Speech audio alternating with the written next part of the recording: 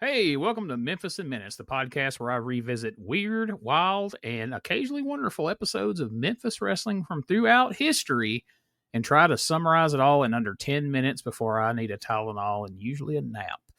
This week, we're tackling Memphis wrestling from November 8th, 2003, an episode so loaded with nonsense, betrayal, midget fights, and shoot promos that it should probably have aired with a liability disclaimer. Let's get into it.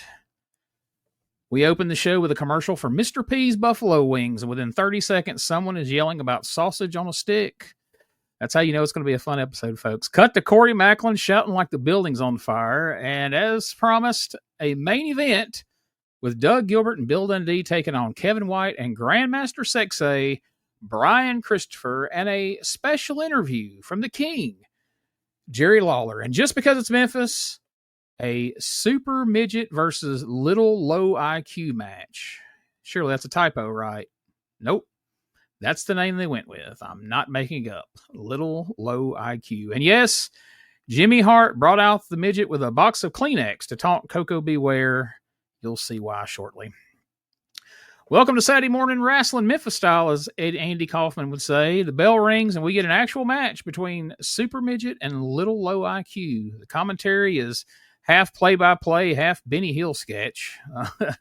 To their credit, both guys actually worked. We got rope walks, near falls, even a body slam. Super Midget dropped a leg drop and looks to have it won, but Low IQ somehow manages to get the pin, and Jimmy Hart celebrates like they just won Midget WrestleMania. It was wild. Corey Maclin accuses the midget of being Jimmy Hart's son.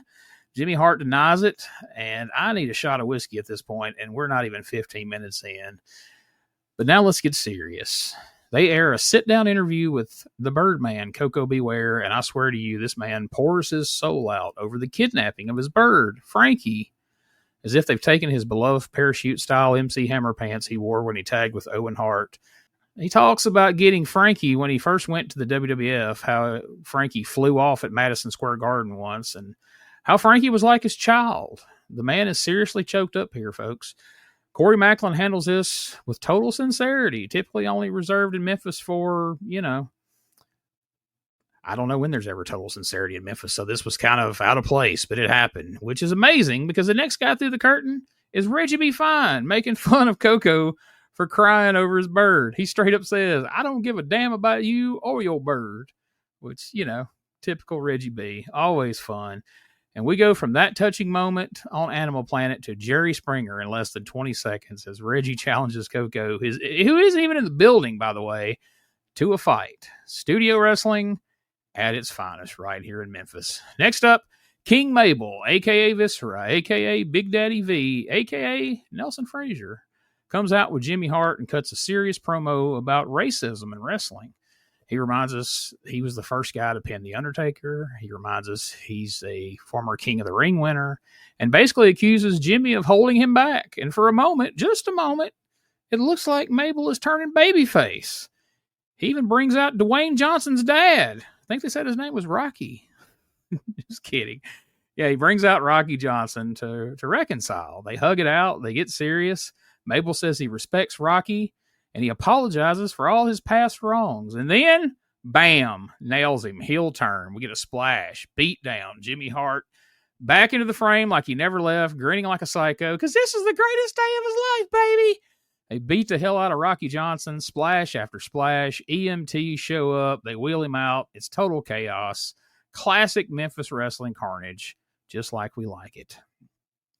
Back from the break, we get a promo from the superstar Bill Dundee, where he, A, threatens to ruin Jerry Lawler's birthday party, and B, promotes his appearance at a spaghetti dinner at South Fulton Elementary. Only in Memphis can a man plug a pasta fundraiser and then threaten bodily harm all in the same promo. But it's Memphis. It's what we do. Meanwhile, Kevin White shows off his new gimmick, which is basically the Backstreet Boys meets Southern indie wrestler for the most part. He's now hanging out with Grandmaster Sexay, who says he gave Kevin a Too Cool starter kit. I assume that includes fake tan, FUBU, and a dancing lesson, but that's a nicer line than what I originally had wrote. But we're going to go with that because I like Brian and I like Kevin. So, the main event, Dangerous Doug Gilbert and Superstar Bill Dundee takes on Kevin White and Grandmaster Sexay himself, Brian Christopher. It's chaos from the jump. Doug is punching the shit out of people. Kevin White's actually holding his own until Jimmy Hart runs out with a baseball bat. Why, yes, of course, it's Doug's baseball bat, right? Doug Gilbert uses it to wreck the baby faces while Hart flails around like a cartoon character at ringside, per the usual. Yet somehow the baby faces manage to get the pin, just as the show is out of time, which in Memphis speak means, hey, we don't have to explain this finish. We're out of time. Doug's screaming, Kevin's flexing, Brian Christopher's doing that weird laugh cry thing he does where he's only half in character, and we go off the air like it's Cops meets Hee Haw. And another edition of Memphis Wrestling is in the books, folks. So what did we learn this week? Midgets can work. Sometimes. Frankie the Parrot was more over than half the roster. Mabel deserves an Emmy for that performance and the way he sucked in Rocky Johnson and then turned on him, left him laying.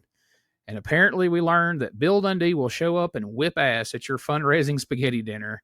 And if that don't sound like fun, folks, then you just don't know how to have fun, because I think that having Bill Dundee at a spaghetti fundraiser sounds like a great time. And that's it for this week's Memphis in Minutes. I'm Gene Jackson. Remember, I watch this shit so you don't have to. You're welcome. See you here next week.